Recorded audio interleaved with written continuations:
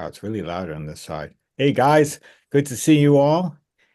We are the meeting before Thanksgiving. So everybody is probably making their travel plans or their gathering of food, going out there. Everybody's counting their points to see if they get a free turkey from the grocery store. That's right. Or, if you're doing the old-fashioned way, I know my brother did this one year. One year, I think it was probably early November, he entered in a turkey shoot. He was in the junior class. He was on 13, 14, 15, something like that. And he scored in his class, first class, and First place? I should say, came home with a turkey. So and it was a frozen one, not the one, it wasn't a turkey just walking around. He popped them. But It is oh, look at funny. that. It That is. that was yesterday morning on my walk. There were 14 of them. It just happened to Wow. be right before Thanksgiving. It's like, okay, fetch me my rifle, Buford. There they are. Were you accosted?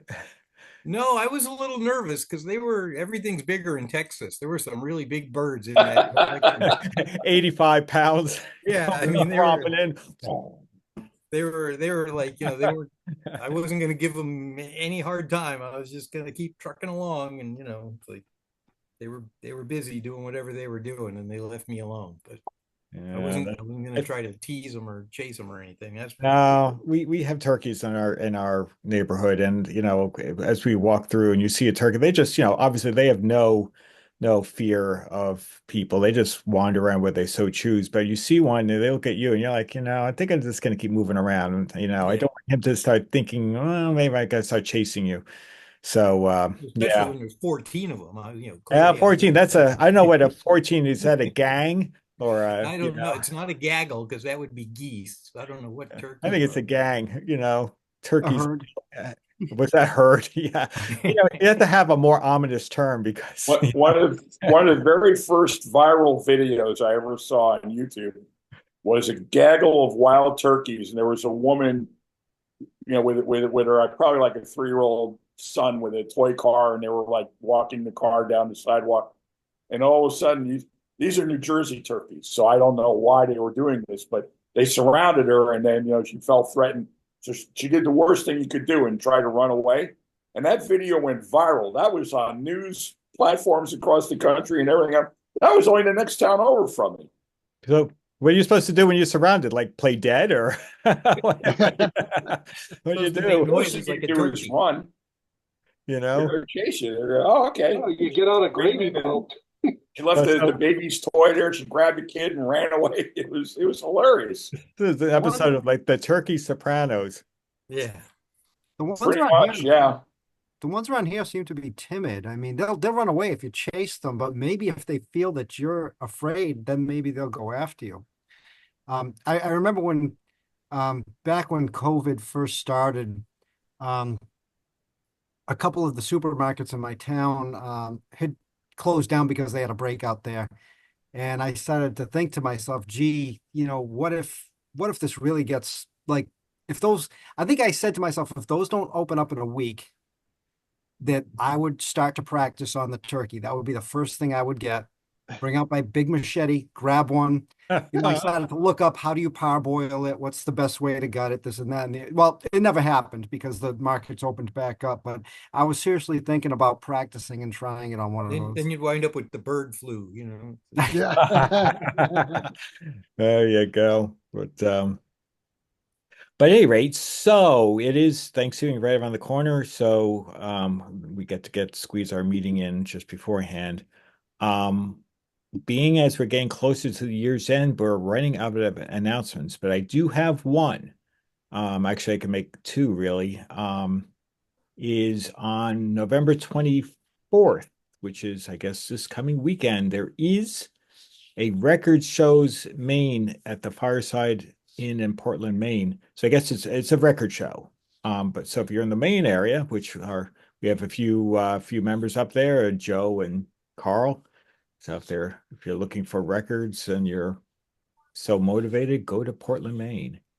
And then December 7th, now we have a Zoom meeting before that, but I'll probably make the same announcement. But we do have the Vintage Radio and Communications Museum of Connecticut swap meet from 8 to 1 o'clock. So it's the last swap meet of the year. So if you have a need to get your last minute stocking stuffer for your significant other, there's your chance. Go to Connecticut. Maybe you got NJARC. Do you guys have anything before Christmas, or was the November 16th The November 16th swap meet was it for us. We're done for the year. So the next event we're gonna have is just our annual Christmas party where everybody just gets together. So Mhm. that's all the swap meet for us in 2024. Yeah, so we're pretty well, as you can imagine, we're pretty well tapped out of exciting events to do, but there's a couple left, especially the one in Connecticut. We may not be able to get radio, but that's tis the season. And let me just say up front, if I could, real quickly, I Of course. apologize. Yeah, I think some of you guys probably know I make a video of that event, and my table was crazy busy. I made more money on that at that event than I had ever in that event. I also had some high dollar items there, and by the time I finally slowed down, I just didn't have time to. Everybody was breaking things up, and I just couldn't get time to go around with the camera. So, but it was a good time. It was good to see a lot of friends and stuff like that. It's the usual, meet and greet, and you think you sell everything, and next thing you know, you're loading new stuff into the car. So that's like any other swap meet, but it was fun. I enjoyed it. Oh, good. Was it a good turnout? And did you come home with anything, Bob? I actually brought one thing home, but most of the things that I wanted to get rid of, I did. There was one thing that broke my heart. I had and I have a video on it. It's a 6-tube chair side from 37. It's a black dial, and I got it. It cuts down almost 2 years ago, and I went through it and I put a dial belt in it. I did a video on how to do a dial belt on it, and I really wanted to keep that thing, but I'm trying to be respectful of my lovely wife, and there's just no room to put it anywhere in the house. It's just my house is not big enough, and I get that. So I rolled that and a couple other things. So it was fun. I hate to see it go, but the guy that bought it from me, I know, and I know it went to a good home, so I feel good about that. So Hey, Bob, the solution to that is to get a new house. yeah, I I don't know if I want to do that unless I move somewhere where the living's significantly less and cheaper. Um, you guys up in Mass, Mass, Rhode Island, Maine, anywhere in New England, I'm sure you're going through what I'm going through here in New Jersey from tax standpoint. So, I'm just hemorrhaging money here. I've last week I went and I had oral surgery. I literally had 2 helicoils put in my jaw because I do have a gap in my teeth on my lowers, and it took me almost 4 years to find a dentist that I could empower and trust to go into my mouth and fix it. So tomorrow morning at 11 o'clock, I'm going to be sitting in a chair, and there's going to be a guy putting teeth in my mouth and fixing a cavity that I have. And all this excitement, and just for my mouth, it's costing me more money that I don't have insurance on, and it's cost me more money than I paid for my classic car 10 years ago. I bet. Oh, I know. Dental, it's getting crazy. So I learned a lot of things this past year about Medicare that are really disturbing, and I'm not going to go down that rabbit hole, but you guys probably have a general idea if you're my age or older. Yep. It's not going there. Yeah.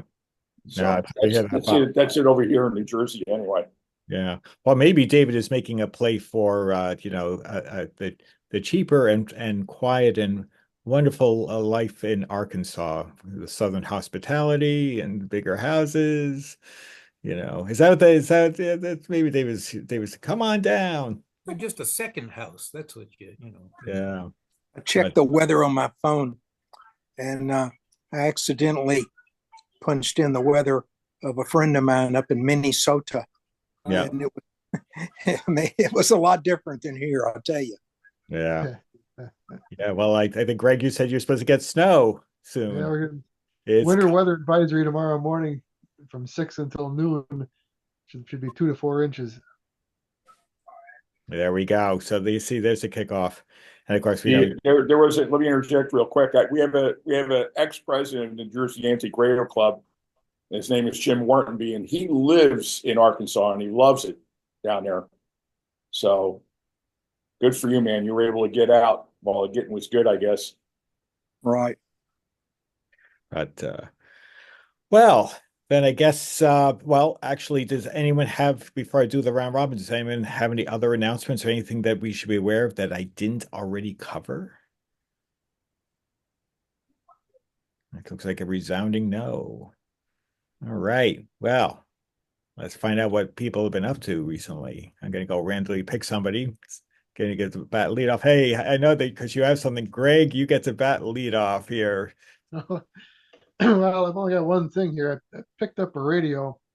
We had our last Wisconsin meet of the year this past Sunday. It was down in Racine. I picked up this little metal radio here. Oh, I have no idea what it is. It's only about 6 inches wide by about 4 inches tall. It's probably about a 4 tuber. radio This is car. what it says on the back here. So it's There's look, no so it's RCA. It's just Yeah, a electric licensing. company. Wow. So there's all these parts. Are those just the labels showing all the where the various parts are made from? Yeah, it's a Those are license notices. So License those are just saying, hey, we're using patents from these companies. But yeah. I'd love to see the tube layout on it. It's a very unique set. I would almost, Yeah. is that like the old 4-tube Arvins there, Greg? That's what I was thinking. It looked like an It Arvin. almost looks like it, yeah, but I don't think it's an Arvin. Because normally Arvin also had their, their name on it. Well, those had like the one IF can in it, and I'm trying to remember the tube numbers. Nothing on the bottom. That's Yeah. all there is. It's surprised it still has the cardboard back on it yet, but I wonder if Greg, you took a picture and threw it out on the group list because Lloyd Spivey Yeah. is one of our Arvin guys. I just wondering if you would know anything about it because I don't think that's an Arvin, but what, Greg, did you take the back off yet to see if there's something stamped on the chassis? I haven't had the back off yet. Okay. No, I just grabbed it off the shelf because I knew we were having this round robin. I thought, well, maybe somebody will jump out at somebody and they'll recognize it. But wow, that's really interesting. Are those loctals that are in there? no, they're octal tubes. They're probably like I can't read what any of them say, but they're probably like a 12 SK7, Okay. SK7. I thought it that type looked of like it stuff. was sort of silver or chromish bases that Yeah, Yeah. that's really interesting. Wow. Yeah, it's always fun to once in a while see a radio that nobody has seen before. And I've Yeah. and even like the last deck when the last round robin I showed that radio from Arizona, we had never seen that before. It took a little bit of like sleuthing to find out what that was, but Mhm. first time for a lot of us. That's really I'll interesting. do that sometime. I'll take the back off and I'll take a picture of it and I'll put it on the group and see if Well, it certainly looks professionally done. I mean, look at the dial. The dial face looks. It was like a factory it's made. like an aluminum Yeah, dial case. yeah. So it's trying to think could it have I'm been. sure performance wise, it's probably similar to an Arvin, little metal midgets where there's only 4 tubes. As long as you're within 30 miles of the tower, you'll pick up a Yeah. station. You'll be able to pick up a station, right? I was just wondering, could it be like a store? One of those store named radios, that had somebody Yeah. else make their.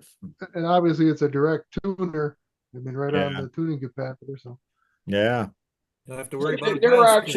there were actually a number of manufacturers that went with that 4-tube design, but every time I see one, I think Arvin because Arvin made like so many of those. yeah, they Yeah. were the king of them. Yeah, in fact, their even their cabinet style kind of had models that looks very similar in cabinet style to what you have, but that's what's Mhm. That one looks like it's in really nice shape too. Yeah.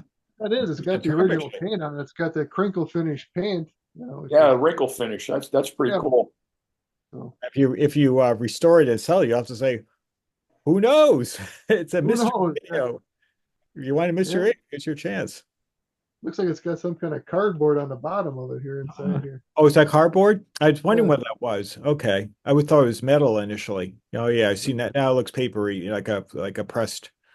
I Mhm. think they used some of them used a resistor and a filament string, so you probably need a little venting in there to Yeah. get the that's heat probably out. what it is. Yeah. Yeah, it's It's got very a cloth interesting. cord, remnants of a cloth cord on it, so it's probably you know Oh, possibly okay. before work. Yeah. Oh, You, so oh, okay. So you didn't have, okay, so you don't have power for it yet. Yeah. No, no, I haven't even. Just how I picked it up, it was such a small little cute radio. I thought, well, it's cheap enough, so I picked it up. It's Yeah, no, I think it's something who different. knows? It'll be interesting to see what you find out. Yeah, Yeah, but cool. No, thank you, Greg. That's really neat. Um, but so let's small see. enough I could hold it up. Yeah, I know. Really, at least it's a lighter radio instead of some, Yeah. lift Like up trying to my hoist the Waltons here. lift up one of my telephones. Oh, you see the stress look on my face. Yeah. But so so hey, so thank you, Greg. That's really cool. We'll stay tuned for developments as you dig around. Sure. But so Noah, what's up? What are you up to? Oh, you ever get so busy that you actually don't get to do anything? It's like, it's been pretty crazy. It started like I'll do the rundown. Last Thursday around lunchtime, there was an organization that was having a gathering for veterans because it was coming up, sort of, they don't do Veterans Day around here. It seems like they do Veterans Month or Veterans at least a week or two.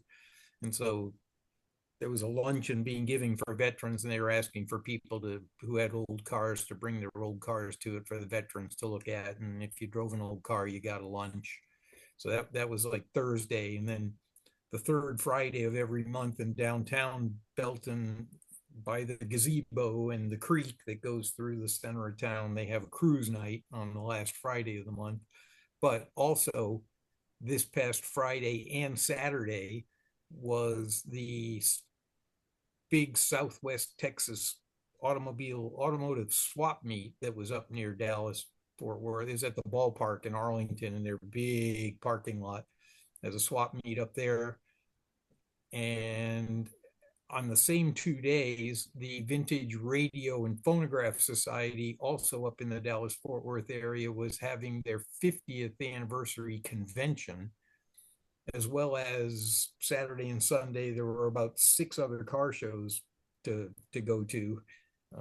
It was just there were too many things. It was crazy to try to pick and choose what you had to go to, and It's like too yeah, much so fun there, Noah. Too much fun. exactly, exactly, yeah, too much fun, and all on top of that, we if you had told me 3 years ago that I was going to be in Texas and that we would be adopted by a cat, I would tell you that you were out of your freaking mind. So, And so insanity prevails. so there's this I'm a dog person. Okay. It's like I almost blew the whole marriage thing to my wife with a terrible joke, about cats. I said something to the effect of, well, if you're gonna have a cat, you gotta have 4 of them. And she was like, 4? Why 4? I said, one for each hubcap, you know. Out came the rolling pin, of course. Yeah, that didn't go over real well. So Yeah. I've always been a dog person, not a cat person. But back in September, this little jet black, almost like miniature panther looking thing, green eyes, jet black fur, very almost looked like, since to bring us back to vintage electronics. Remember those like TV lamps that looked like Black Panthers? They were like ceramic or glass. Some of them had a light in them, some of them had green styrofoam to stick fake flowers in or whatever. I mean, that she looks like that. I mean, she's Oh, just so sinewy and sleek, and it just movements are like, and but she couldn't have been much more than 6, maybe 7 months old, because so she was still like way off on the kitty scale of, like, entertaining about how just whacked she was, and didn't really want to get too close to people or anything, but would always come by for an hour or two at some point in time during the day and kind of hang around on the porch, and kind of got more and more used to us. And now it's like, then it was 2 Wednesdays ago, it was, well, let's borrow a little carrier from the neighbor across the street, because now she's coming to us, so we can take her to the vet and have her checked out, and there's so many strays down in Texas that Yeah. like, you can go to an animal shelter. And so that was last Wednesday to have her spayed so that there wouldn't be even more of them out there, because she's now like, 7.5. She's in teenagerhood, so it's like, let's get this taken care of before it's bad enough having one show up. I don't need 13 out there or something, so all of that. So of course you don't know these things because not being a cat person, and the dog that we had was a male. Well, the dog I had was a male. So it's like, what do you mean we have to like keep her confined for 10 to 14 days while she heals up, and there's no jumping and no playing? And it's like, this is like a feral cat that's like outdoors. It's never been in a house, and it's never coming into our house either. It's like, how are we supposed to keep this thing from, ripping itself open and all that? So that's been kind of a challenge in the last week and keeping us busy. And but she's really gotten to know us. And so like she would spend my wife would go out there, and the silly thing would be sitting in her lap for like an hour and a half, and then I would go out and relieve her, and then the cat would sit with me. And then we borrowed a dog crate from our daughter and son-in-law so that at night we could, and the thing came home from the vet with us wearing this like onesie like you'd have on a little baby, so she couldn't get to her stitches. And so it's tiring. It's like, I remember, when my daughter was born, when we were like, 28, and we could handle all that kind of nonsense. But, when you're 70 and retired, and you don't want to have to take care of something, and now suddenly you have to take care of. So today was the big day where life hopefully returned to normalcy. We're like, all right, we're done. She's done. I know she's not having any fun. We're not having any fun anymore. Off comes the onesie, off comes the little collar, so that there's no more leash. And boom, she took off like a bat out of hell and ran out the backyard. I'm free. I'm free. And like 15 minutes later, she was back on the porch, and she was like treating all the patio furniture and stuff as like a jungle gym. And she was just zipping around and having a ball. So hopefully we're going to get back to where we were, which, prior meetings, I never had to mention the cat, because it's not like, it's there and it's kind of cool and it visits and it does funny things, but then like it's gone and it's not really our cat. But the last couple of weeks, oh, it's been brutal. So I haven't gotten anything done, except, and then going to car shows and cruise nights and things. I wasn't accomplishing anything. I was just cat duty, and then sneak in some car shows, or cat duty and sneak in a radio show, or, so it's been hectic, but hopefully now it's gonna calm down. And it's a cool cat. It's grown on us. So, we're not going to chase it out of the yard or anything at this point. But, so Cool. that's what I've been up to. Well, it sounds like a pretty good couple few weeks, month of activity there, Noah. Yeah. Well, she came back again this evening to hang out on the porch. So she kind of knows where her home is now, even though she's like gone for most of the day. I have no idea where she goes or what she's doing, but at least I know she's not coming back pregnant. And There you go. Responsible owners you are. yep. But well, cool. Well, thank you, Noah. That's awesome. So Rob, what's going on in your neck of the woods? Not too much, actually. I am having some difficulty with this Sonoran. I've got it playing nice, but there's this very weird thing. I could show you a picture if you want to. We can do Sure. that. Oh yeah, sure. Oh yeah. All right. If I hit share screen, Yeah, you have share proofs. this. Have you slapped it on the top or on the side? Well, here's the deal. Can you see this Yes. picture? Okay, this copper sleeve goes over this coil. Now, when the tuning is from the low end of the band up to the high end of the band, that sleeve goes up and down. And then there's a knob that'll move the coil up and down for fine tuning. It's all this sleeve is connected to the tuning dial through this, pulleys and string and all that other fun stuff. The what was there had busted, but I did drew it out so I could copy it or reproduce it. Anyways, here's the problem. When I get this son of a gun at the low end of the band, you tune the coil. This thing gets set up by the low end of the band, the metal part, and then by tuning the separate knob, the coil goes in and out, and it'll peak in that position. But if I go to the other end of the band, it's all wrong again, and the copper thing is just out of position, and you can't make it work. I cannot find any position that it works throughout the band. Something's wrong. Simple as that. Something's wrong. I don't know if anybody ever encountered this kind of nonsense before. This is, by the way, the coil. That's the coil. This is the capacitor, and it forms a resonance circuit, almost like a pre-selector tuning or something like that. I was going to say, is this like a matching circuit right into like the RF amplifier? Like, what's that black it's right wire? off Is that an antenna wire? Yeah, it's right off of the antenna. It's a parallel LC. And yeah, if that thing is in tune, the radio is pretty dead. And when it does slide into resonance, the sensitivity goes way up, and you can pick up stations. But I cannot get it to have one permanent position. I don't, of course I don't have any component values, so I don't know if the inductor has, it didn't appear to have shorted coils.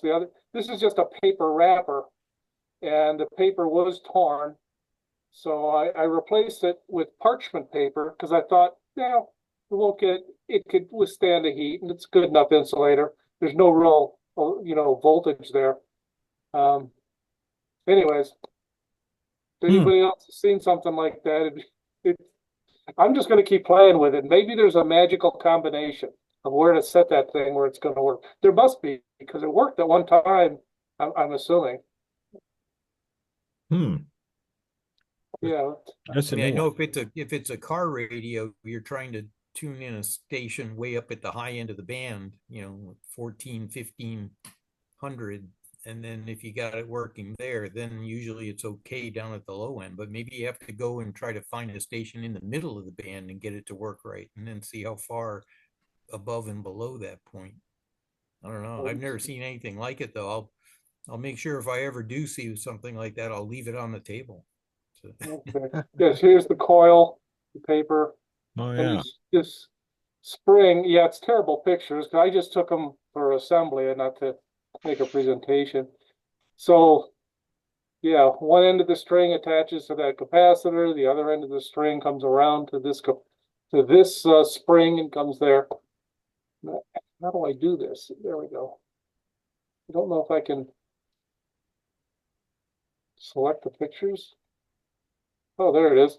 Yeah, there's the front end of it. So this is just a wire going to ground. I think that goes to that capacitor. What else is different? Anyways, lousy pictures, but that's it. I just wondered if anybody had seen one before. Oh. All right, so what do we do here? That's a Sonora? Yeah, it's Bosch 66.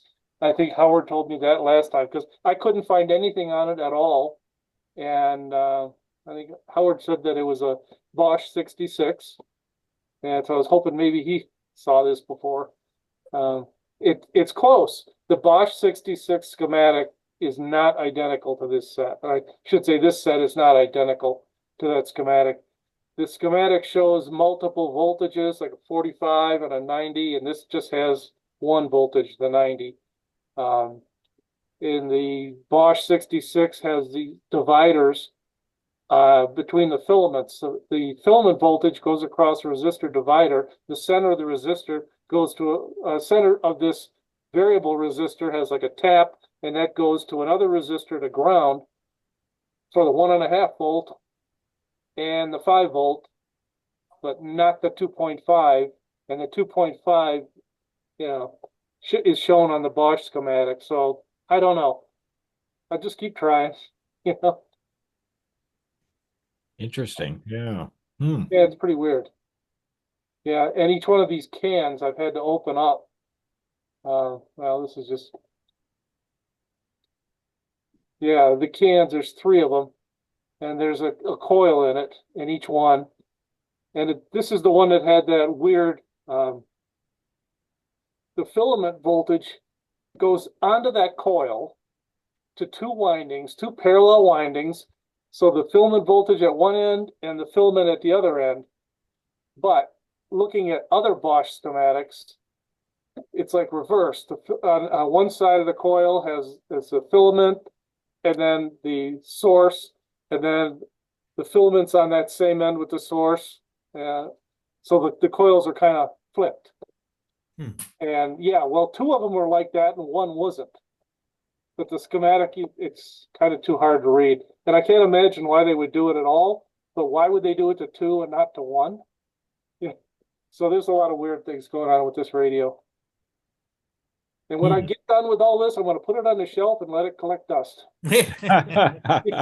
It'll exhaust you anyway, Rob. Yep. Yeah. All right. Well, that's very interesting. I can't seem to get back to where am I supposed to be? Yeah, Oh. you go. There you are. I took care of that for you. Well, Oh, that's okay. interesting, Rob. Hmm. It's too bad we don't have an answer Hey, for Mark, But I'm fine. whoop, Let me turn this Zoom meeting off. there you go. Um, I got okay. So, well, anyway, thank you, Rob. That's very interesting. Russ, what are you up to? I have a question for folks. 2 seconds. Sure, take your time. We've got plenty of time.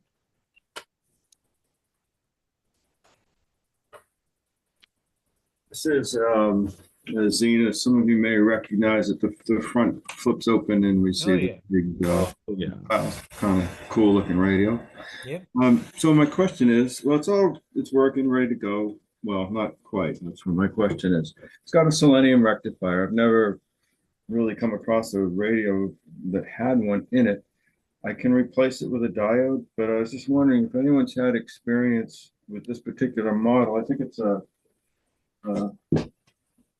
5G03 by chance? They had a 4-tube and a 5-tube version of that radio. this is It's either a G503 or a 4G something. yeah, this is five tubes. It's a Okay, so that has the 106 on it. yes, it does. So if you're familiar with this, is this selenium diode just one that I should just change regardless, or are these known to fail or not fail? Go ahead, Go Bob. ahead. Go ahead. I don't think I replaced mine on that particular one. I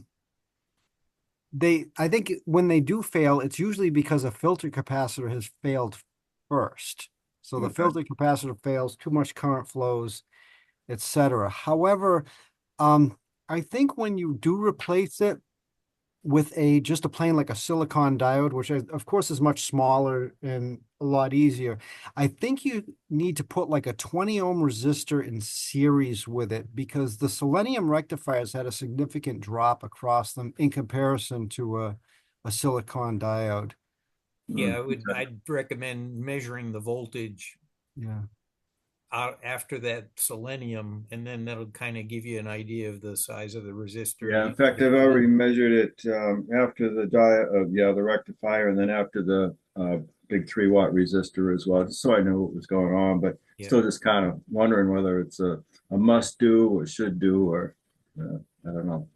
My experience with this is that it's entirely up to you. If the radio seems to be working okay at the moment, then just don't worry about it at the moment. You'll know, because if it it starts really to develop stinks. hum, or if things get a little squirrely, then you want to do it. I've done a lot of this, and here's what I would do if you had to replace it.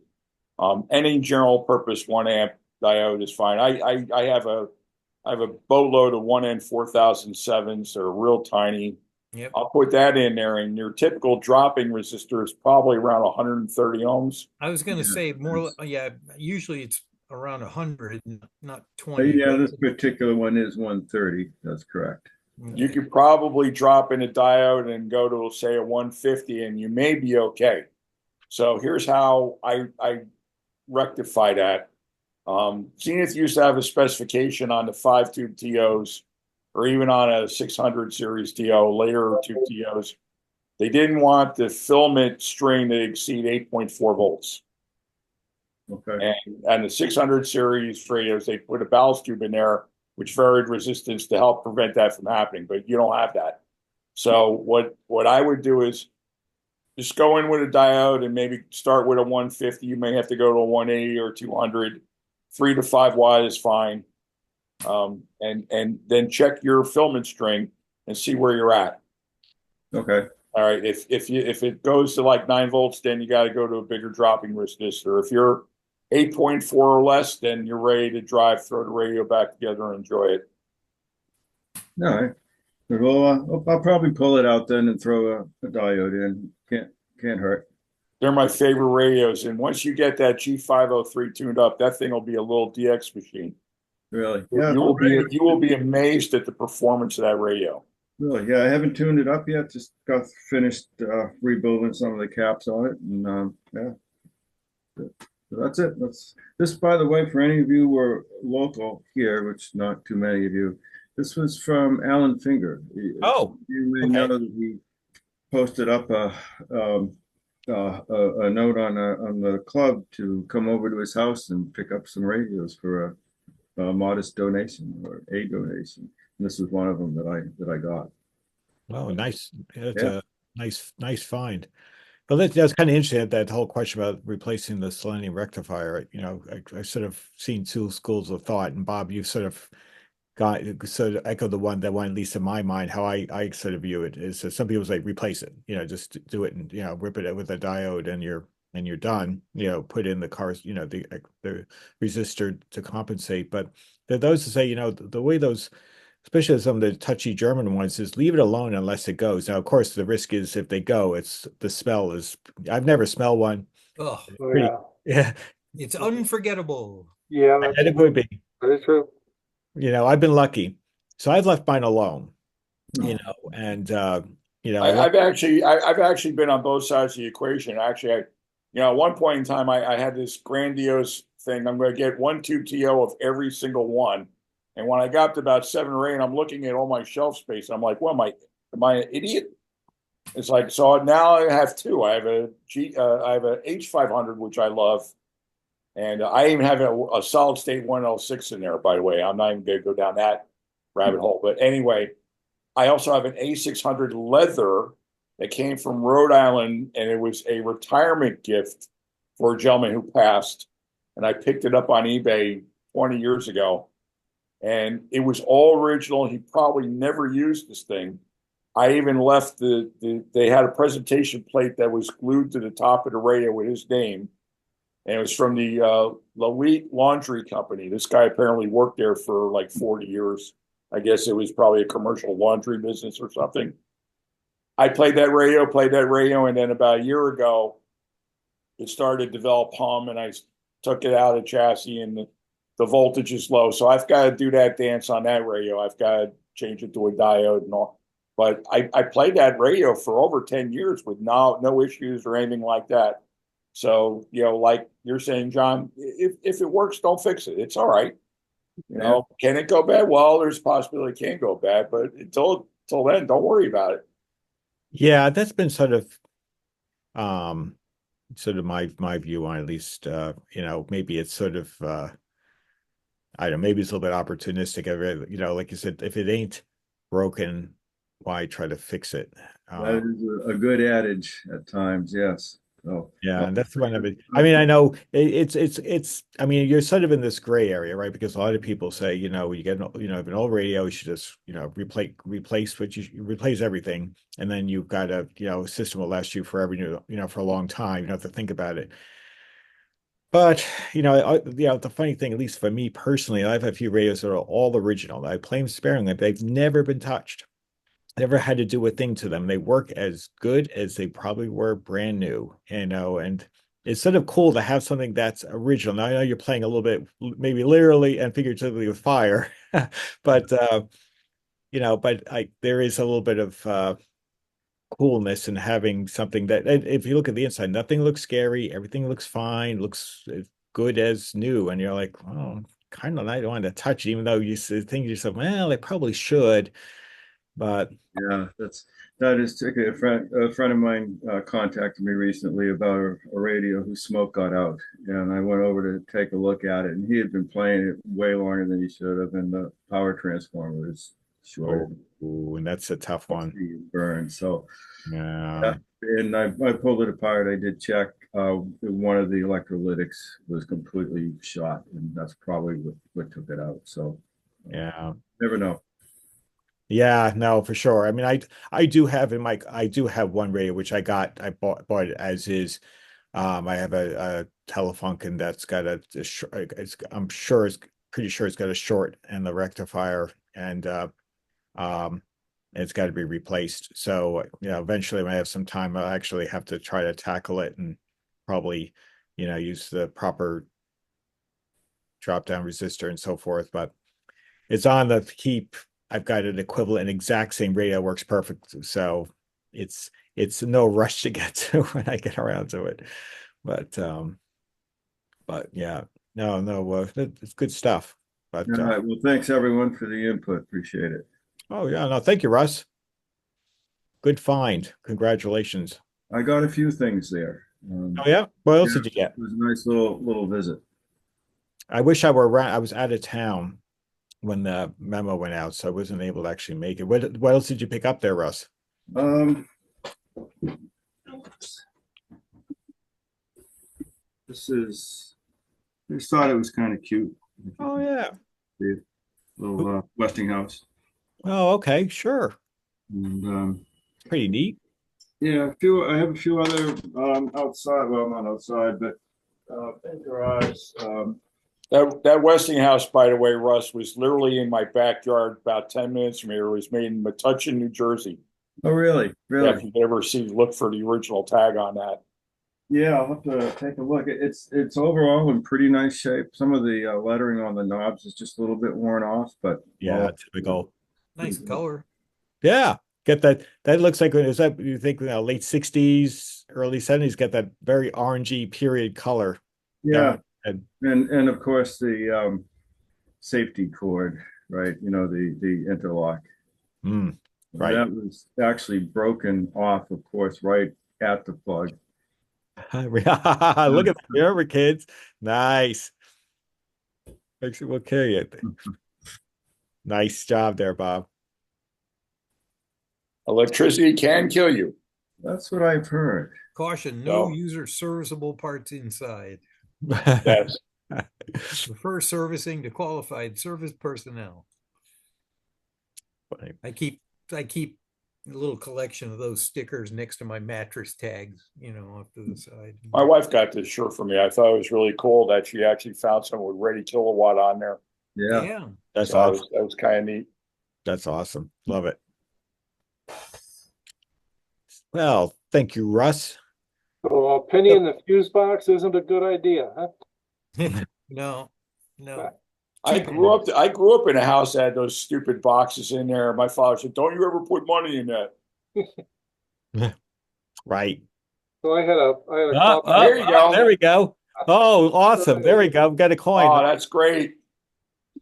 I have a coffee roaster, or I should say had, and it just stopped middle of one roast. So it turned out that there's a fuse that's on top of the heating element. It's a 192-degree fuse, and it had opened. And I'm thinking, well, maybe it's, like 5 or 6 years old. Maybe it's just a nuisance, and the thing opened up. So I'll just put some copper wire around. Tried it. I figured, hey, it's either going to work or it's going to burn. And I set it up. It started working. Motor's turning. You kick it out heat for about 2 minutes. Then the motor just everything stops. I go, well, unplug it in the trash. Do you let the hood as smoke pouring out? That's right. The penny in the fuse box trick. Man, I had to try it. You did the equivalent there, Rob. Yeah. That's awesome. That's funny. Well, hey, I ended up buying a brand new coffee roaster, so I won, you know. A coffee roaster, that's pretty good. Yeah, because some people, a slight tangent, some people, and I only read this article very briefly, some people actually used like a popcorn maker to do coffee Yeah, roasting. you can. I have done that. It doesn't work very well. Yeah, I've never tried. I've never roasted my own beans. I mean, in a slight tangent, there's a great roaster on Cape Cod See? called Snowy Owl Roaster. They roast their beans in Brewster, and they have a store in Sandwich, and they make some great blends. And we visited friends over this past weekend.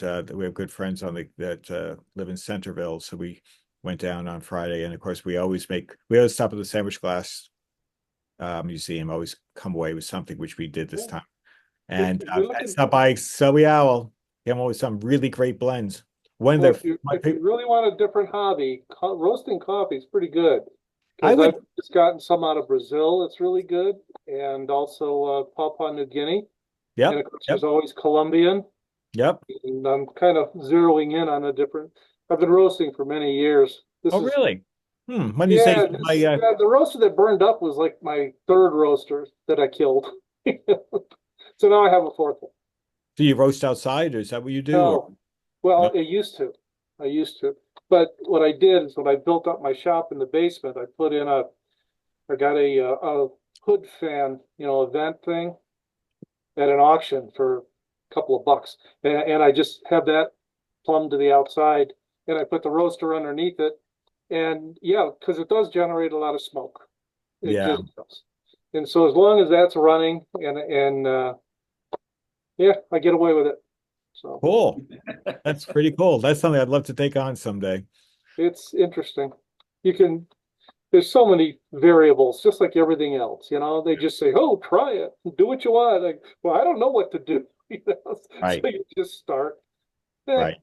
eh, Trial and error at some point, but there's a lot of research. There's so much information available. You can really get yourself pretty well in a good shape well, or pretty quickly. It's But like barbecue down here. yeah, yes, indeed. oh, I would never try that. I'm a lousy cook. I can tell you that right now. I mean, I could boil water if I was given the instructions and watched the YouTube on it. Maybe I could do it. That's funny. Yeah. So, so David Spivey, I know you're a VPRS. How you doing? What's going on? Uh, Doing great. Just got home Sunday. But first, I want to say that listening to Noah, I didn't know there was another story like that in the world. I mean, we've always had maybe one cat, and so we were without cats about 6 years ago, and a tabby cat comes to the front door and looks hungry, and so she sticks around for a couple of days. And once you feed a cat, that's it. You own the You own cat. the cat. You own the cat. So we brought the cat in the house, took her to the vet to make sure she was healthy. And the vet said, "Oh, yeah, she's healthy, all right. She's Oh, pregnant." Oh, So she delivers a litter of about 5 or 6 kittens. We found homes for all of them except one. So we kept a solid black one. And so now we have 2 cats. Then another cat comes to the back. I'm sure there's a sign somewhere that says free all food. cats word welcome. gets around, So this one is a Siamese, and she comes in. Now we have 3 inside the house. Now, about 2 years ago, a orange and white cat shows up, and we said, "This is no way we can take another cat in the house." So she's the outside cat. So we have 4, 1 out, 3 in. I grew up with dogs too, but Yeah. I've I always just had a I sensitive can't heart. imagine. I mean, well, down here in Texas, I mean, I've got like another living room set up outside on the patio. I've got a flat screen TV on the wall, and I got a stereo system, and I've got, actually two different stereo systems, one for the television sound and one for music. And you know exactly where the silly cat goes all the time. It's like, Hmm. I came out one morning and I heard this noise. I looked to my left, and like right there at eye level is this thing staring at me from it's it's between the television set and the wall, like 6 feet up in the air off the ground. Somehow it decided that was a good place to hang out, on the back of the television set with the HDMI cables and the power cords and the, everything, the coax, and she's all in there. It's like they always want to go where they're not supposed to go. She Right. goes into the credenza thing where the wires are for the stereo. It's like, get out of there. It's like, Well, I'm sorry we missed you last weekend, Noah. I know you said you had other obligations, but yeah. it was a great convention. Everybody that went got a cool hat Oh, Nice. Very and nice. a polo shirt. And uh, this is probably the at least the 20th one I've been to, if not more. And it was really good. It was in Richardson, which is a little bit north of Dallas. The Vintage Radio and Phono Society convention always starts on a Friday afternoon about 2 o'clock. They do a tube and paper auction for a couple of hours, and then the radios uh, start at 5 o'clock ish. And everything on Friday night is like at least a $10 minimum opening bid. You can put a reserve or a higher price, but most people don't. And then Saturday morning, it starts again at the. There's a contest. I entered a Crossley display in the contest this year, and I'll show you a picture of it 2 weeks from now because I had told John that I took a lot of pictures of the contest entries and a lot of pictures of the radios that went through the auction. And but uh, my contest entry did very well, and I'll show you that when I do this presentation 2 weeks from tonight. Uh, the auction goes from it's a $20 minimum opening bid on everything Saturday afternoon, and it ends at about 5 o'clock. There's a banquet that night, and then Sunday morning it's kind of sort of a flea market, not anything like a normal flea market. My friend from Little Rock, Barry McDaniel, took grill cloth down for the Sunday morning thing, and he did real well in the auction and real well on selling the grill cloth. But it's a great time just to get together with guys that have the same interests you have. yeah. I went last year, but I really wanted to go this year, but that was only the little kitty was only 48 hours post-op, and I didn't want to stick my wife with the poor little kitty, so I Yeah. stayed home and Uh, looked out. Jim Sargent does the auction, Yep. and I mean it's yeoman's duty. I mean, he didn't get much of a break. The president of the Houston club, or the former president of the Houston club, relieves him ever so often, but Jim does the majority of all the auctioning. And I mean, he's just a real delight to listen to. He knows his stuff. I mean, he's been collecting radios for probably 30, 35, 40 years. And so he's very knowledgeable. He's very entertaining. And he does a great job. Greg, you've been to the auction in Chicago. So he does that one too every summer in early July. Hmm. Oh, okay. Well, yeah, to your adding to your point, David, yeah, I will make a Google folder available for you so that yeah, we'd love to see the photos and uh what you saw there because we'd like to see it and see what's out there. So John, I took a video of a couple of auctions he did. Okay. Will you be able to show those the video? I don't see why not. I'll let you dump it onto the Google Drive. You can transfer everything. I don't see why I couldn't um do that. So yeah, let's try and do that. Okay. I'll send you an email. Hopefully it'll be over the weekend. I'll give you write access to a Google folder and you can shove it in all there and I'll show it off from there. Worst comes to worst, I'll copy it over to my Mac if I have to. Okay. We'll figure that out. But yeah, we'll get you up there for sure. But cool. Yeah, no, looking forward to it. That should be fun.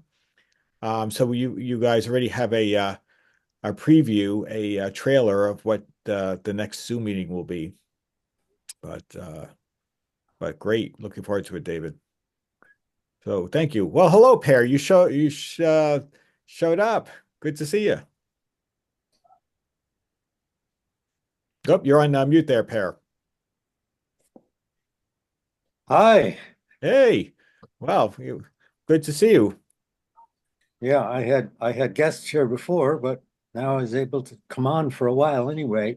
Well, And I have a little project yeah, if you're still doing projects. yeah, we are. The timing couldn't be better. We just wrapped up with David, and you popped up. So you've got the floor, my friend.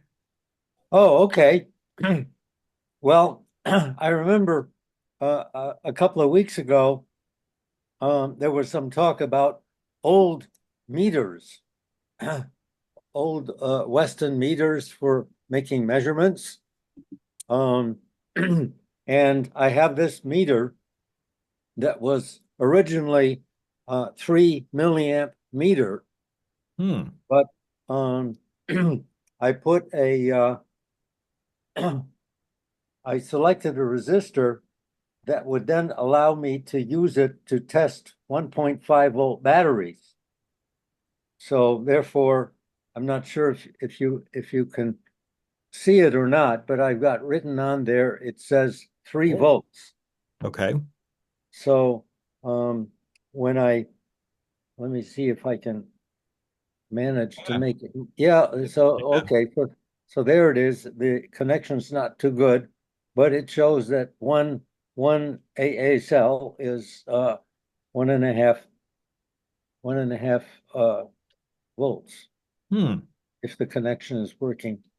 Yeah, it's not showing. It was showing it a moment ago, but it's not doing it now. Yeah, let me see. There we go.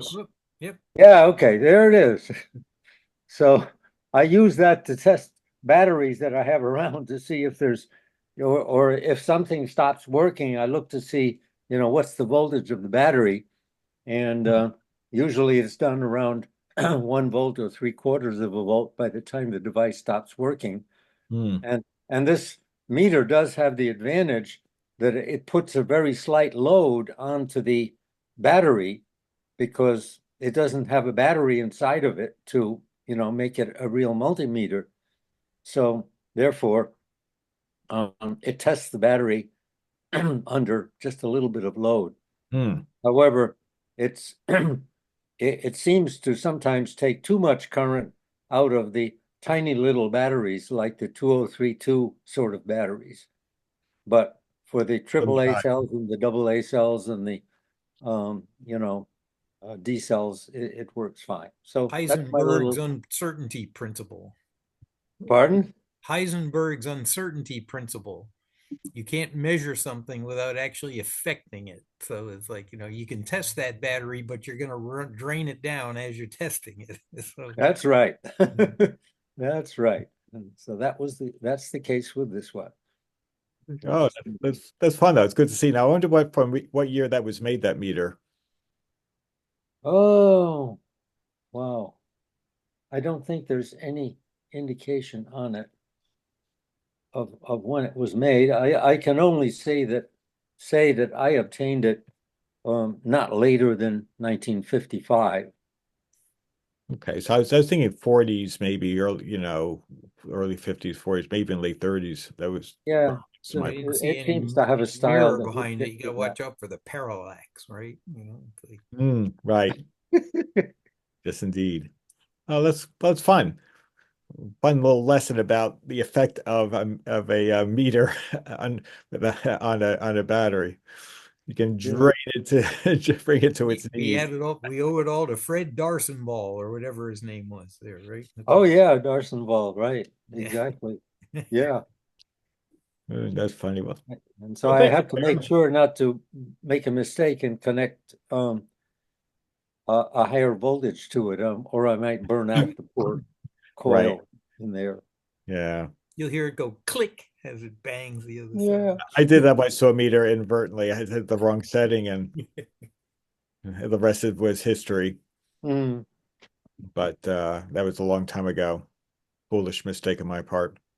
Mhm. But yeah. Oh, well, thank you, Pear. That's fun. Yeah. Yeah, that was nice. So, Howard, what's going on? Well, I got this one radio I've been working on and um I got it running very quickly, but it was a mechanical nightmare. And I was hoping to have it done for this meeting, but I didn't. And it's got a great story to go with it because the more I look into it, and I've never seen another one like it, the more I open up. But I'm just going to share with you guys just a tidbit of what I had to go through. See if I can share here. Oh, okay. I don't know if you guys can see that. There we Uh, go. Uh-oh. that's the Uh-oh. dial. Oh. Um, now I let's see if I did this right here. We can Gotta rebuild this. We've got the move this technology. over a bit. Let's see if how I gotta move the users. Oh, there It's a we lot go. of Scotch tape. Well, I Okay. did. And a lot of Wow. putting it together, I managed to anyway, yeah, I did manage to get that to work. Wow, you did a pretty good job, Howard. So I sent it to Radio Days and they made a beautiful duplicate. I mumbled and I grumbled because they tend to take a long time and their communication is slow. But I got to tell you what, it was months before I even put the thing in the radio because I had so many other problems.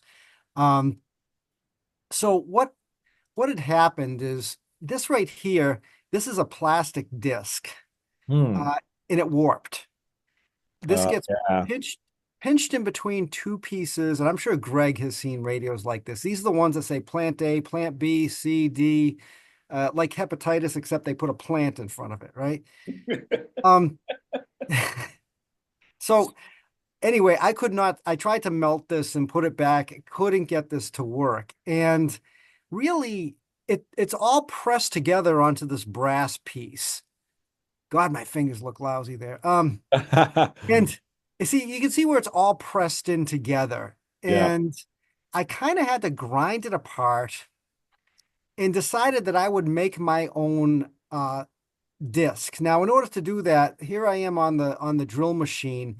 I took the original bushing and added a little more brass around it, then drilled these three holes that you see in Yeah. order to mount the new plastic piece. As you can imagine, this gets real tedious. The dial pointer would screw into this little hole here on the end, and that would go through that dial face that you saw crumbled in pieces. And I cut a piece of Lexan. I had 30 thousandths Lexan, and you can see I screwed it in there. And then I put that on the lathe just to turn it down so it was all a nice uniform diameter. It worked for a short period of time. Then what happened is I wish I had taken more pictures. So these are the two copper discs that it spins in between. This is the shaft that the knob mounts on, and you can see there's like these little splines on it. Hmm. What had happened is the splines had worn, and now these copper discs started to freely rotate. Yeah. So they couldn't pinch that. They couldn't pinch that Lexan disc that I made, which meant it couldn't turn the tuning capacitor. Right. So and like I said, this just mechanically just bound me down. What I ended up doing, yeah, you can see the splines a little better here. So the discs were up on this end, which were kind of worn. So what I did was of course, 1/4 inch shaft is fine. I took a brass one and machined a square on the end, tapped a hole in the end, made these other parts, and took the original copper discs and filed them out to be a square. I tried to machine them out, but I didn't have a tool small enough, and I didn't have a die that was the right size. The brass shaft, the 1/4 inch shaft, already had a snap ring in place, so that would hold it against the front piece. And yeah, there's another angle of the pieces that you see there. So basically, the two discs would slide onto the square part. You'd put something in there, a spring, and that's not in the picture to hold it. Then you'd put this screw and this washer in the other end. Actually, you'd put the washer first, then the spring, the washer. This goes through the back end, and that's the bushing that holds the shaft straight. And when I put it all together, that's what it looks like. So you see the shaft, the Belleville washer, the two brass discs, there's the compression spring, and there's the screw hanging off the back end. There's what you see on the back. It worked marvelously, but I think you guys can imagine how painstaking it was. Like I was thinking, oh, Gotcha. can I put a dial string? Can I do something? The whole thing is that Lexan disc, the light bulbs, the pilot lamps are behind it, and those show through the dial. Hmm. So that's why I had to put so much kind of into this to do it. Um, so that part alone, I would say I spent a good 6 hours on Wow. just to get this dial to turn. And um anyway, yeah, what am I doing here? I screwed up here. Where's my, oh, this is my stop share button. So anyway, it was just mechanically a nightmare. I probably had the radio running, and you know, after sitting on the bench for a couple hours recapping, it came right to life. But just doing that part was probably the most painstaking part to it. And if this wasn't such a odd, rare radio, I wouldn't do it. So stay tuned next time, and maybe I'll have it done and I'll give the full presentation on what this radio is. And Howard, you need a YouTube channel, bud. Yeah, Yeah. labor of love. Now, what kind of radio is That, this, that Howard? was really good. this is another one of those, this is a plant or a factory P radio. Oh, right. You Okay, did mention so that. You don't see so this very often. you'll get to see it, and see exactly how I found out, because I found out what it really was someplace that I totally didn't expect. Like I said, it's going to be a good presentation, so stay tuned next time. I'm I'm about done with it. Cleaning up the rest. I changed the speaker on it, and it's been playing. It's ready to go back into the cabinet. But anyway, yeah, a lot of work on that. Very painstaking, and but in the end, it turned very smoothly. Turned the capacitor, no slippage, so I was really happy Awesome. with it. But thank God that what's it? Thank God that Frito-Lay has a nice machine shop that I can just kind of go in there and tinker with stuff. That's Um, cool. Well, the final meeting of the year will be our Christmas meeting there, Howard. So maybe you'll have it in time for Christmas. We can see the whole you'll thing. see the whole presentation. Oh, that's Yes. great. We'll make sure we fit you in for that. That'll be a good way to wrap that up. Cool. But Yeah, yeah, no, that's a labor of love. I mean, it's to see you repiece together that dial face and it looked pretty clean. I mean, you can see lines, but considering the pieces, that's yeah, really good. Speaking of, Uh, yeah. Yes.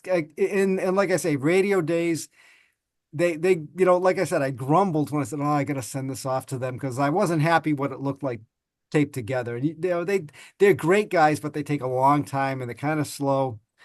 And when it came back, and I still wasn't ready to put the thing in there, it was kind of one of those moments where you say, boy, how you point out the speck in your neighbor's eye when you get a board in your own, kind of one of those moments because yeah, they got that dial done faster than I could ever finish this thing.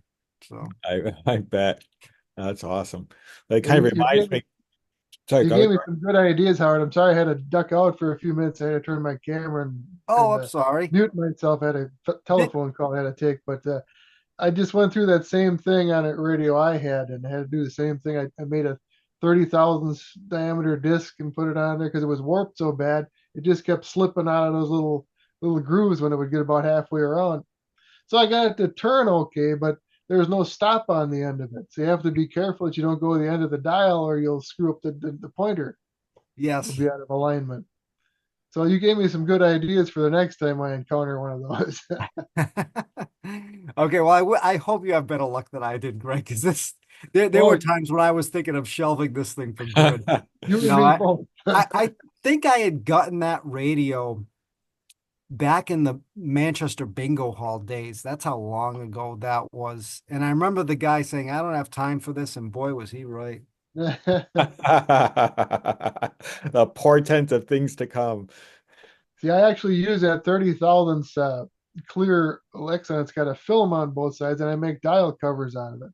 Oh, I'll make nice. little wood forms to press out and make new dial covers rather than spending Yep, $20 a I've used time. that to do the face of mystery clocks.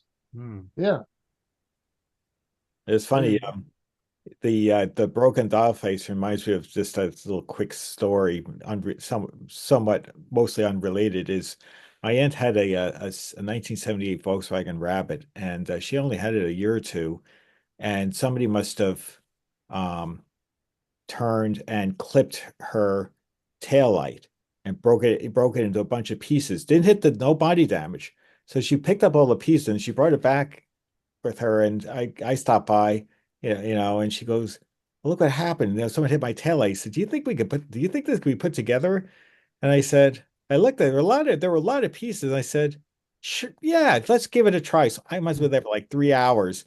Um, super glue, but I got it completely back together again. And anywhere there were seams, I put super glue on the outside, and it was a whole tail light. It was the directional. It was like sort of clipped it right at the directional and the because they were like these square. Yeah, this is the last German-made Rabbit before they were made in Westmoreland, Pennsylvania.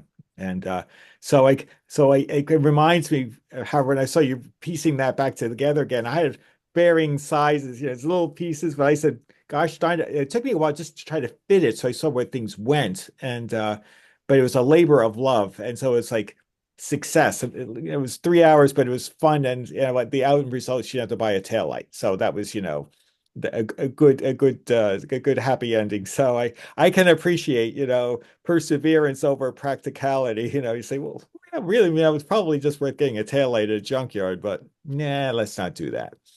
So well done. I look forward to seeing it, to seeing the finished product. But let's see here, Rob. Hey, Bob, what else you got going on? All right. I'll leave it up to you guys. You could either hear a radio story or a cat story. You can do both if you want. All right, I'll just do a cat story because you could always, we always talk radios. Um, I didn't know that cats could come up tonight. I have two cats, my wife and I. Um, where I live here in New Jersey, our neighborhood is such that the houses are probably about 20 feet apart from each other.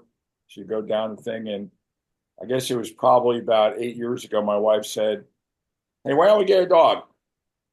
I grew up in farmland and farm country, and I had literally a cow pasture across the street from me. I had a guy with a couple horses next door to me, and another guy a couple houses down with sheep. And all my family didn't do any of that. I mean, we had ducks and chickens, so that's about the extent of it. Um, so anyway, I said to her, I don't know if that's really a good idea for us. And I gave her two real world examples. One is most of my neighbors have dogs, and half of those people really don't know how to take care of a dog properly. Typically, when a dog barks, they're looking for something. They want something, and you have to try to, as a human, try to get to the understanding of why the dog is barking. Well, What happens here is that one dog starts barking, then the neighbors start barking, and the next thing you know, there's 8 or 10 dogs around me barking endlessly.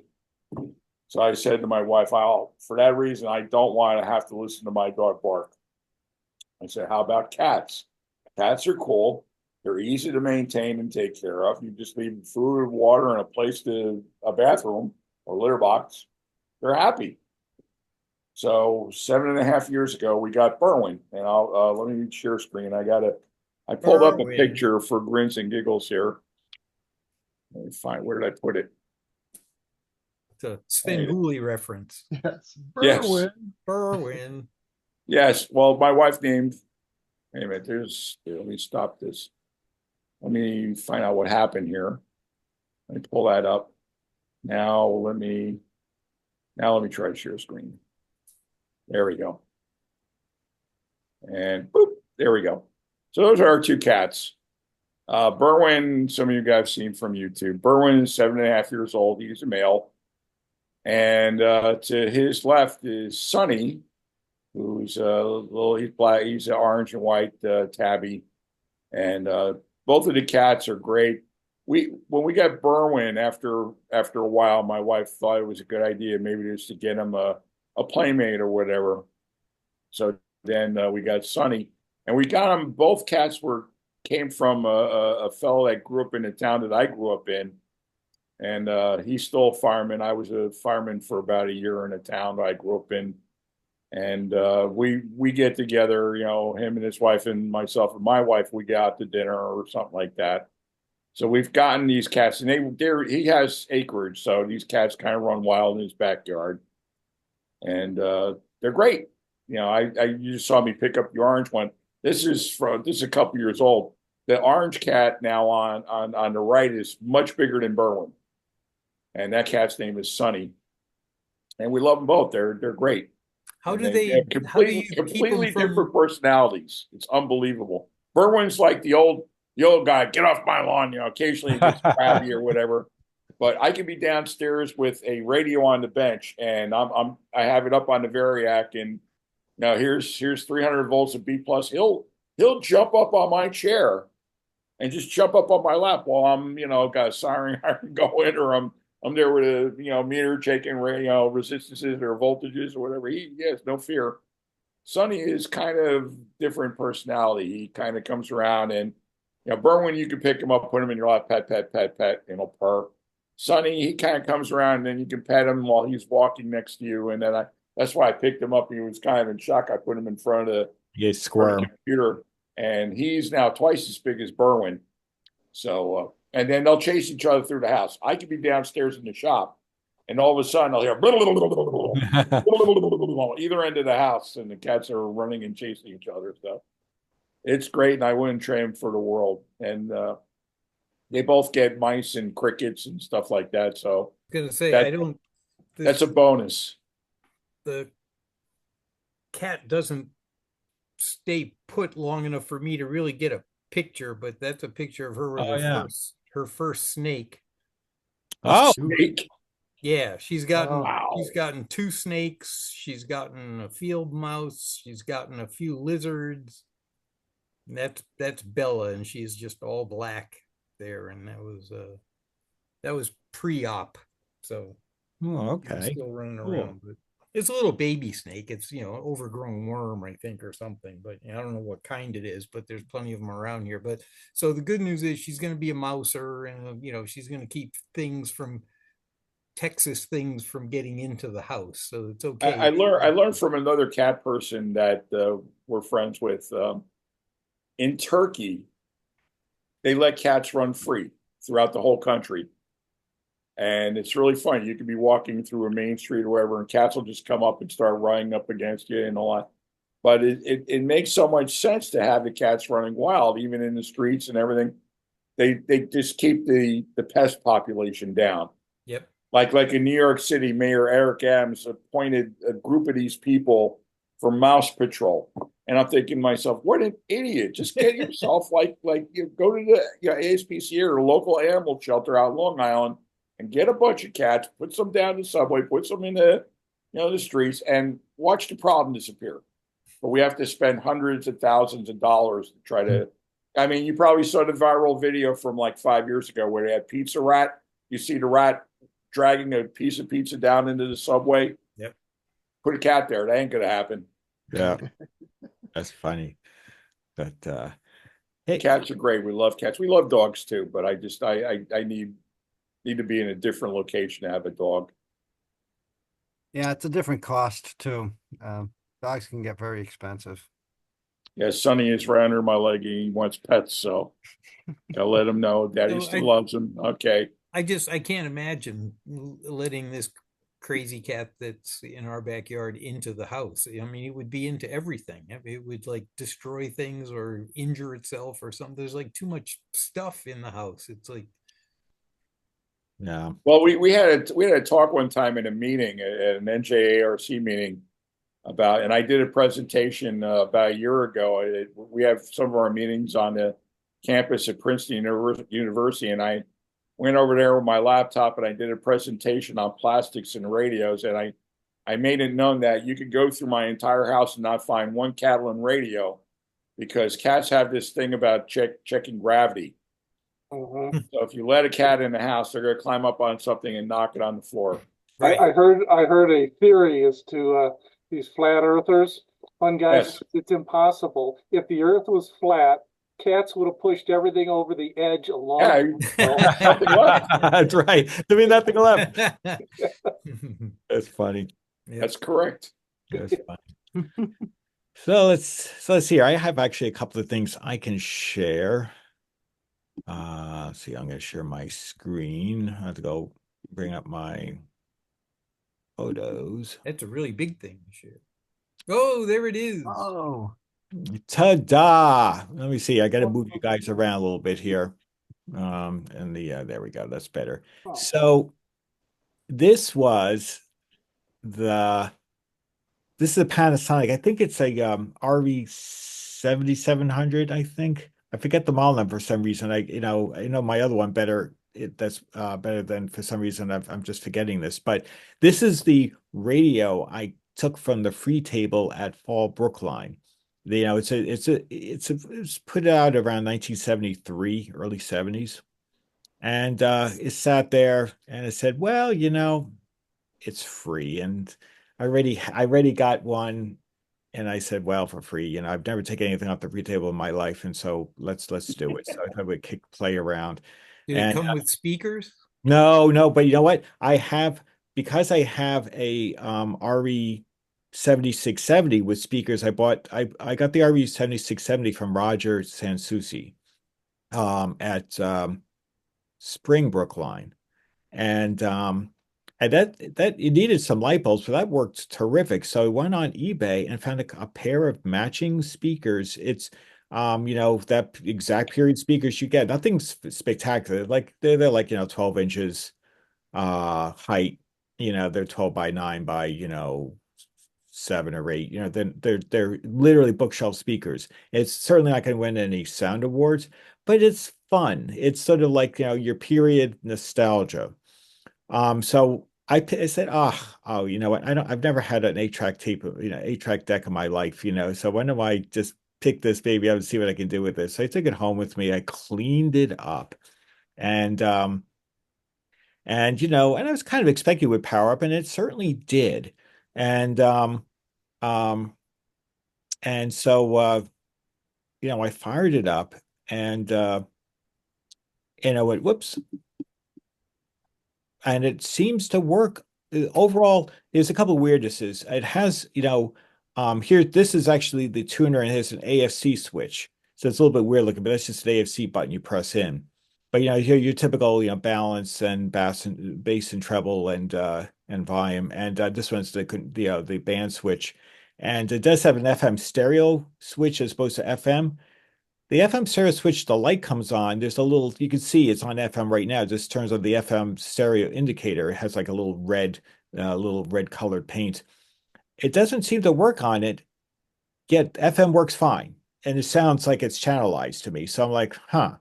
So, well, I'm not going to worry a great deal about that. We'll see how that goes because I haven't opened it up yet. I've just not had time. But But then the next thing was like I was dying to try the 8-track. And Noah, many thanks for sending me I'll show you the next picture of the Moody Blues Ooh, in there. with the There it track is. indicator light working. Exactly. The track indicator lights work.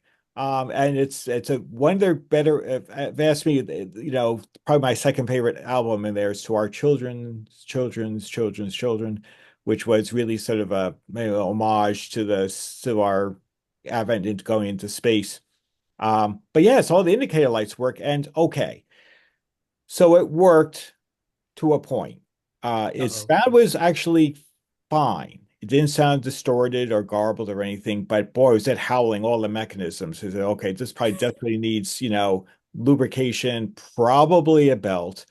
So I'm gonna have to rip this out. And in fact, it started getting worse and worse settings. So I think I said, okay, it's time to eject this tape and we're gonna have to go you know, I'm gonna have to work on this. I don't know if any of you guys have ever worked on 8 tracks before, but I'll be curious to hear any of your experiences because I'll probably, the right lubrication to use and things like that because I'm gonna open it up. I mean, the case is not in the best of condition. It's got lifting, it's got that thin veneer, it's lifting in places. And I could probably get a parts one for like, probably for $20 on if I really wanted to go somewhere with this on eBay probably because they're not, they're inexpensive to be found. But the fun thing is it works generally, and it's functionally for something that was free. Yeah, I'm gonna have to open this up. There's no question about it. So no, it looks like you've nodded your head and you've had to work on these before. You Yeah. ever, Well, you just want to make sure that and this goes for just about anything that moves. I'm sure people here are even more knowledgeable than I am on it, but basically, you don't want to use any kind of oil that has any kind of paraffin Mm. in it. You want like a sewing machine yeah, oil, or yeah, sometimes they have other fancy names for it because all it does is gum up the works again eventually. Just like you want to stay away from the white lithium grease because it just yes, turns yellow and hard and yeah, exactly. nasty. You're better off with like Vaseline petroleum jelly instead of like that white lithium grease. But there's other kinds of, non drying out, clotting up types of grease that you can use. And then just a Q-tip swab with rubbing alcohol to like, clean all the Yeah, debris off of the capstan and off of the yeah, heads and that kind of yeah, thing, just to make sure you get that out of the way. And it's yeah. amazing how much filth there is built up inside of those things, and it just gets everywhere. And it's old. It was never meant to still be here. No, no. You know, I mean, this was I won't say bottom basement. Let's say this is a lower a midline. department store unit almost. Exactly. It's a lower midline thing you'd find in a Caldor or, Yeah. like I said, it's not going to win any awards, but you're not embarrassed about it either because it's actually pretty decent. It's decent. It's not, Yep. It's not a a pioneer, it ain't.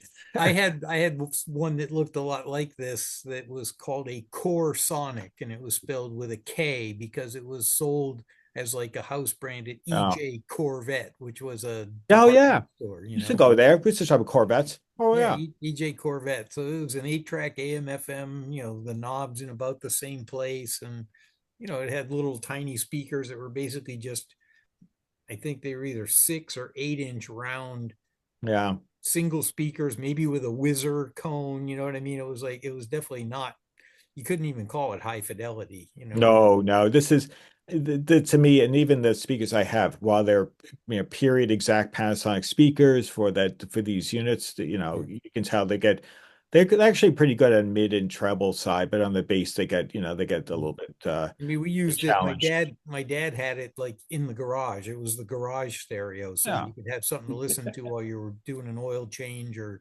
doing a brake job on the car in the garage. You at least didn't have silence down there.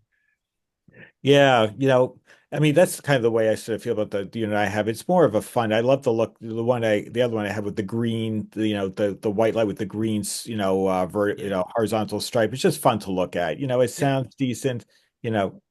Um, But now, out of curiosity, when you hear the thing howling, so it's making a lot of noise when it's playing through, and it was changing channels. I could change through the channels, and it was actually seeming to grab the next channel with, and it would seem to be accurate. So I would say there may be some adjustments. It doesn't seem too serious, but what would cause all that howling? You're Because saying howling coming out of the speakers while you're no, playing no, it? well, no, the mechanical. Oh, It's the player. mechanical. Yeah, the Yeah, speaker. it could be the belt squealing. Yeah. It could be the motor, the Yeah. bearing in the motor. So Yeah, who you knows? gotta. It could be something that I may have to put the blanket over, but I'll take a look. I'm gonna go work. No. Open it up. Once you open it up and clean it up, and then a couple Yeah, of drops no. of the right oil in the right places on either end of the shaft of the motor, and then also Yeah, what turns the capstan. Obviously, make sure you don't get any in the wrong place so the belt doesn't right. slip. Exactly. And And then I've done played with these in the past. I'm finding a belt. So where's a good place to go find belts for these? That's the trick. I don't know. Well, I'd probably go to eBay, or I Yeah, would that's what I'm thinking. just use a Yeah, search engine and just yeah, say, especially since you have the model number of it, it's amazing yeah. how you might wind up having to buy like, a package of like 20 belts of various Yeah, sizes to get yeah, one that's going to work right. But yeah, you never know. If you get the specifications on it, you can just look it up by, how tall is it? What's the diameter of it, or the whatever, yeah, it's like, how long is it? How thick is it? How yeah, tall is it? And then yeah, plug those in, and they're out there generically. I had a friend, actually, was the girlfriend of a friend at Chrysler's at Carlisle. She had done her due diligence. There's all these muscle cars, from the late 60s and early 70s that have the in-dash AM FM 8-track players, and they're all, 50 something years old, so all the belts are no good. yeah. She went and found a place, and since she got the specification for the belt, she bought like 100 belts for like 10 cents a piece, and Yeah. then brought them to Chrysler's at Carlisle and was selling them for $10 a piece. No, And they man, were what a and they problem. were flying out of the space. I mean, if you got some 25, 35, 45, $50,000, Barracuda or Yeah, CUDA 340 or Super B, and right. you want to play your That's eight pocket track. change for Yeah, 10 you bucks. got $30,000 invested in this restoration. What's $10 for a belt to make the 8-track Right. player work? And she Exactly. literally was, it was like a factor of 100 that she was making on every sale. Yeah. So she bought the beer. Well, there you Yeah, so yeah, I'm gonna give this the old college try and see if I can get this thing. I mean, at least it basically works, but it Yeah, really needs is screaming for help. You could tell it. right. Literally screaming for help. So, but otherwise, it's a decent little system. For me, it's a toy to play with. I got it for free. I'll take it as far as I can go. Maybe it'll stay in the collection. Maybe I'll put it back on the free table with the note saying, "Well, here's all that works." Yeah. But it's fun to have it. I've never owned an 8-track, and it's kind of fun. And I do appreciate many thanks for the tape. It's a very excellent choice, and I'm hoping that I will get this working to the point where I can play this regularly. I did not send you I actually have an 8-track head cleaning tape. It's like, Right.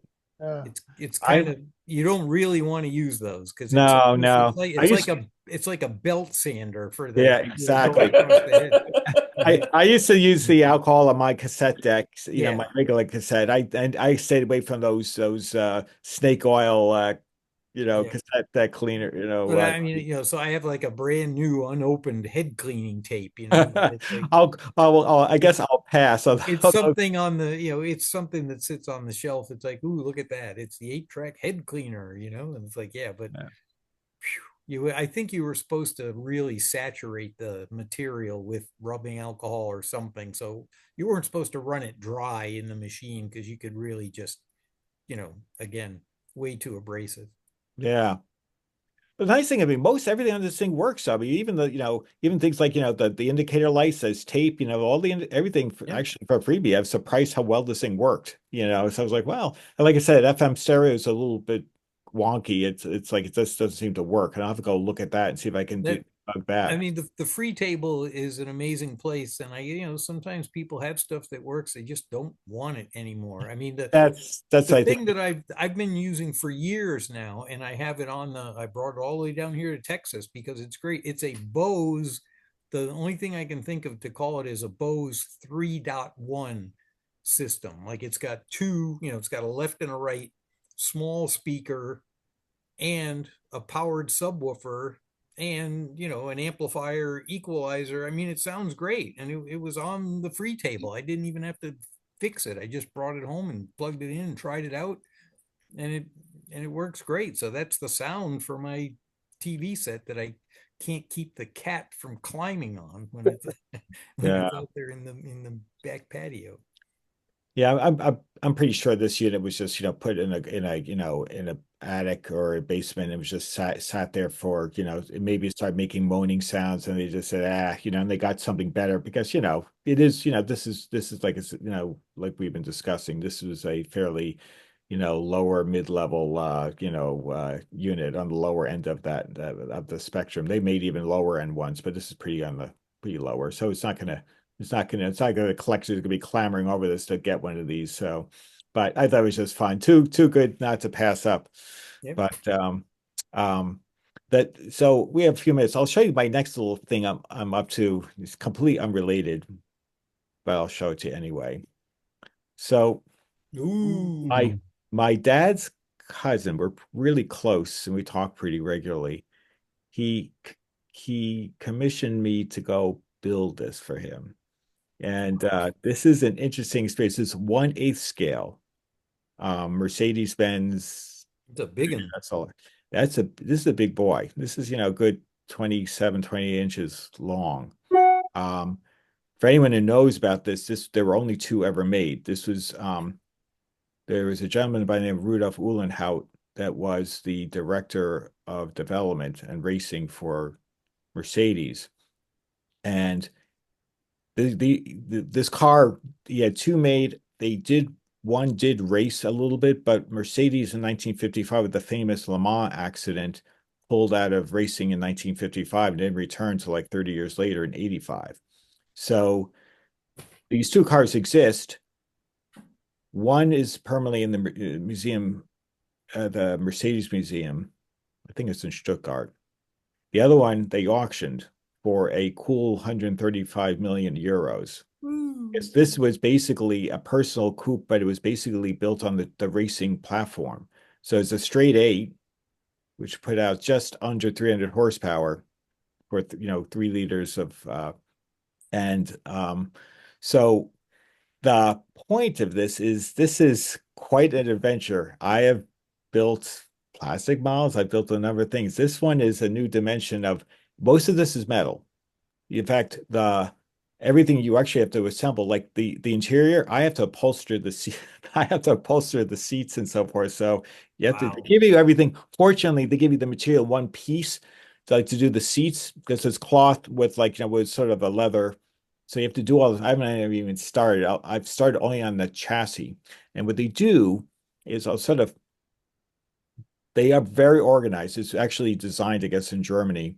Is they break it up into groups, 6 groups, and they give you bags of parts. And there's tons of fine screws. It's all, and so I had to go out and buy some stuff just to get working on this, because I said, okay, here I go.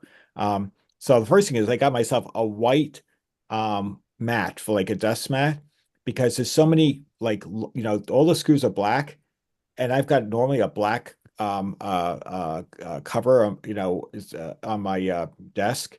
So I'm gonna lose everything because black screws will just disappear. I have to use a magnet to find them all the time. So I said, okay, you know what? Got to like I don't know, $8, $9 on eBay on strike that on Amazon, and I got myself another set of screwdrivers, which the smallest head is a little too big, but they're all magnetic. I can use it for some of the screws, but I've got a magnetizer here. That was like $10 to buy a magnet was like $8 or $9. So I said, all right, fine, I'll get the whole kit. And so this is just a close-up, mean nothing special. They just, they nice have grippy handles for just for screwing in.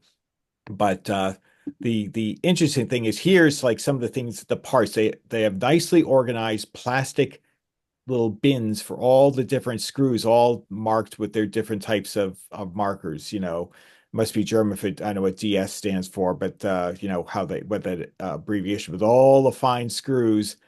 And here's like one bag one, which I started. You start with bag one, and I'm working on, and these parts here are building on a metal.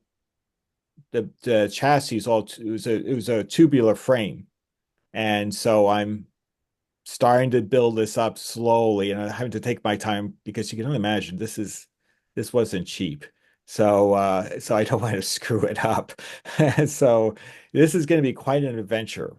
I don't think I'm gonna get this done till next year because with the You would not, yeah, you wouldn't want to be working on that with a cat in the room.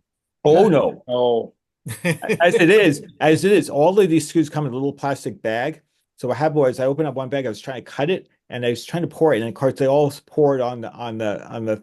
Fortunately, it was on the light colored desk mat, so I was able to kind of quickly gather them up and make sure I didn't lose any. But this is not easy. This is a new dimension of tackling. But here's just for example, this is just group one step one. I just showed this is the front part of the frame. So this is they're showing you how to screw this all in. So you're doing a pretty detailed assembly. And the manufacturer does give you videos. They actually do a video for every step. But it's hard to actually you think the video would be really good. It's helpful, but sometimes you beg to see still photos of that step because you stop and say, well, where angle wise, I'm saying to myself, where did this angle on this control rod, what angle is it relative to this? It's hard to tell.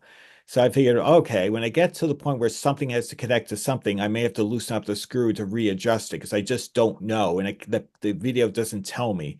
So and these are likely What you uh, need is the real car, so you could just go walk out in the garage and take a look. that would help. So I'm going to have 135 million euros Yeah. spare. At any rate, I just thought I'd just share my next coming adventure in I no longer have the eyes or the manual dexterity to even think about attempting something like that. well, it's funny. What I had to do is I have a set of even finer screwdrivers, and I'm gonna have to use the magnetizer and use those because the kit that I got, some of the heads work fine for some of the larger screws, but some of the smaller ones are just too big. So I do have a set of those typical classic metal, chrome shafted ones. I have a doctor's appointment tomorrow to see about what kind of surgery is going to be required to make me able to straighten out my pinky again. Whoa, what happened there? It's something called Dupuytren's contraction. It's like some kind of thing happens in your tendons or something where they just start to shrink Oh, up and harden up. And so then all of a sudden it's like, why can't I straighten out my finger anymore? wow, that's strange. It's very, there's a commercial on John Elway has the disease. So there's a John Elway commercial about this thing called Oh, Dupuytren's contraction. And of oh. course, it didn't happen to my right hand because I'm left-handed. So of course it had to, and I'm trying to shampoo my hair and I'm like poking myself in the eye and I'm trying to, it's just really annoying.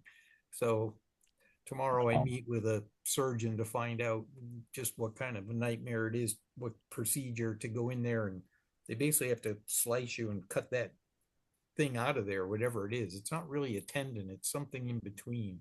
I don't know what Hmm. it is, but Then reattach or something, and then no, I think they just like get rid of it. And then, I mean, the muscles and things, the other connective tissue is there. So it's not really yeah. the tendon itself. It's something else that's between the skin and the tendon and muscle. It's some layer of something that just, it gets hard as a rock and starts to shrink, contracts, as in contraction. And then so I can't straighten it out. Wow, how interesting. I've never So it's seen like, that before. And so now it's like, somebody's got it. I didn't know it either until I saw the John Elway commercial. And I said, boy, that's really weird. And then like 6 months later, I was like, holy crap, I've got the John Elway thing going So on. you're gonna have John Elway surgery instead of Tommy John surgery. you Exactly. tell the doctor no after he does whatever he needs to do to get it right. asking him, "Hey, will I be able to play the piano?" Yeah. He says, "I can't see why not." I said, "Oh, that's great. I could never play it before." Yeah, exactly. And I certainly couldn't now. It's like I might try to take up the piano if I can straighten out that. Well, I'm going to sign off now. There's an Agatha Christie movie coming up in a few minutes. Ooh, Agatha. Bye, Pear. Per. Well, you know what? Good to We're see almost you. Pear. Good to see you. We're going to wrap up anyway, Yeah, I but think we'll we're see wrapping you. up. Yeah, okay. Good night. Take care. And Good night. hey, you know what? It's a good time to wrap up because I think I've covered everything. I think everybody's got their turn. I'm going to wish everybody happy Thanksgiving. Hey, there Thank you. Thank Thank you. you. You know, travel safely and eat well. Hmm. And we'll see everyone 30 pounds heavier in the next Zoom meeting. Exactly. And the next Zoom meeting, we're going to get to see BPRS from David Spivey, hopefully. That'd be great. Well, stay safe out there and looking forward to seeing you in December. And Howard's completed radio project. That's right. That's our Christmas. Yes. Unless you want to show it then, Howard, you could do that Well, too. I don't really know. Something just occurred to me. No, I'm going to be down at Dallas Fort Worth the first week of December. I gotta go down for Oh, a class. I'm going to be down by you guys actually. there you go. Yeah, so I don't know if I'm going to get to it now that I think of it. But anyway, happy Thanksgiving, everybody. Definitely Right. good fun meeting tonight. Yeah, it was a lot of good eclectic stories to share. So that's all part of the round robin. It's whatever comes up, Yep. talk about it. But anyway, guys, thanks for coming. Great All to see right. you guys. Take care of yourselves. Great All right. holiday. Happy Okay. Take holidays. care. Bye. Happy Thanksgiving. Yeah. Thanks, Greg. You too.